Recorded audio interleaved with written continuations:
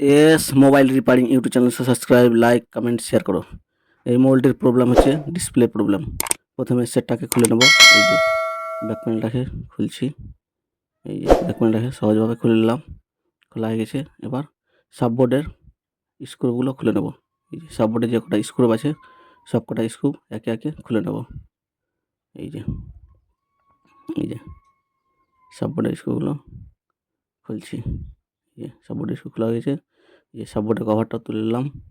তোলা হয়ে গেছে। এবার মেন বোর্ডের স্ক্রুগুলো খুলে নেব। এই যে মেন বোর্ডের স্ক্রুগুলো খুলছি। এই যে টাইম নিয়ে সব কটা স্ক্রু খুলে নেব। এই যে প্রথমে ফিঙ্গার কানেক্টরটা তুলে নেব। এই যে ফিঙ্গার কানেক্টরটা তুললাম। এই যে এখানে একটা স্ক্রু আছে। এই যে স্ক্রুটা তুলে নিলাম। এই যে স্ক্রু খোলা হয়ে গেছে। এবার মেন বোর্ডের কভারটাও তুলে নিলাম। এই যে তোলা হয়ে গেছে। এবার কানেক্টরগুলো খুলে নেব। এই যে সাববোর্ডে একটা কানেক্টর আছে, চার্জিং কানেক্টর খুলে নিলাম। এবার ডিসপ্লে কানেক্টর খুললাম, ব্যাটারি কানেক্টর খুললাম। খোলা হয়ে গেছে। এবার ডিসপ্লেটাকে তুলে নেব। এই যে প্রথমে হিট দিয়ে নেব চারি সাইডে। এই যে চারি সাইডে হিট দিচ্ছি। এই যে হিট দিয়ে ডিসপ্লেটাকে তুলে নেব। এই যে হিট দেওয়া হয়ে গেছে। এবার ব্লেড দিয়ে গ্যাপ করে নেব। এই যে চারিপাশে গ্যাপ করে নেব। এই যে গ্যাপ করছি। এই যে গ্যাপ করে নিলে খুলতে সহজ হবে। এই যে গ্যাপ হয়ে গেছে। এবার খারাপ ডিসপ্লেটা তুলে নেব। এই যে খারাপ ডিসপ্লেটা তুলছি। এই যে কোথায় লেগে আছে। এই যে প্রথমে ব্যাটারিটা তুলে নেব।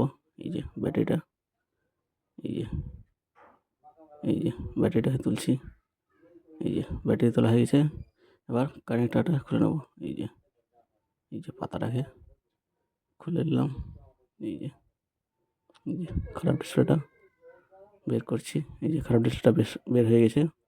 এবার আঠা লাগিয়ে নেব। এই যে চারি সাইডে আঠা লাগিয়ে নেব। এই যে টাইম নিয়ে চারি সাইডে ভালোভাবে আঠা লাগিয়ে নেব। এই যে আঠা লাগাচ্ছি। এই যে আঠা লাগাচ্ছি। এই যে টাইম লাগছে।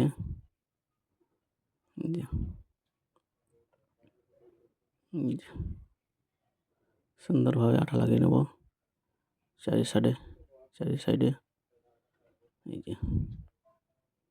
এই যে আঠা লাগাচ্ছি। এই যে টাইম লাগছে। এই যে ভালোভাবে আঠা লাগিয়ে নেব। যে আঠা লাগাচ্ছি। এই যে এক সাইড বাকি আছে, বাকি সাইডটাও আঠা লাগিয়ে নেব।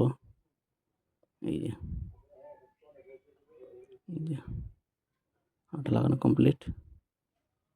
এই যে আঠা লাগানো কমপ্লিট। এবার ডিসপ্লেটাকে লাগিয়ে নেব। যে নতুন ডিসপ্লে, যে এটা নতুন ডিসপ্লে বের করলাম। এবার ডিসপ্লেটাকে ঠিকঠাকভাবে বসিয়ে নেব। এই যে ডিসপ্লেটাকে বসাচ্ছি।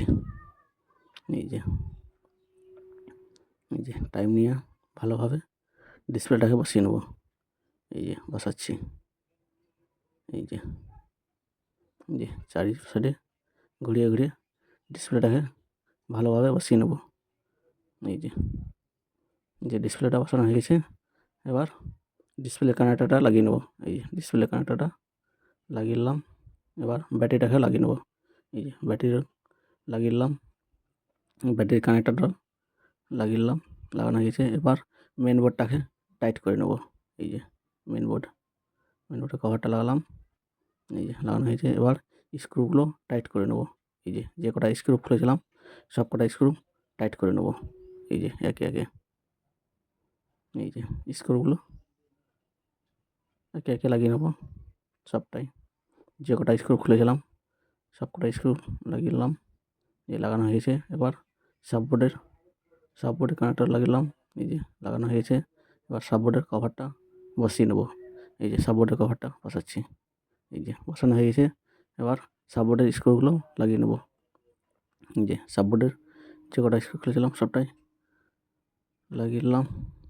এই যে এবার ফিঙ্গার কানেক্টরটা লাগিয়ে নিলাম। লাগানো হয়ে গেছে।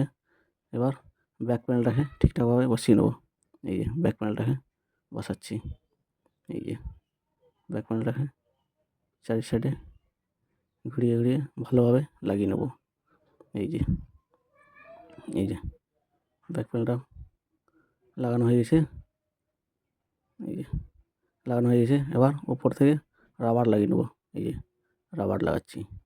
এই যে রাবার, এই যে একটা লাগানো হয়েছে, আর একটা রাবার লাগিয়ে নেব। এই যে রাবার লাগানো হয়ে গেছে। এবার পাওয়ার অন করব। এই যে পাওয়ার অন হচ্ছে, টাইম লাগছে। এই যে পাওয়ার অন হয়ে গেছে।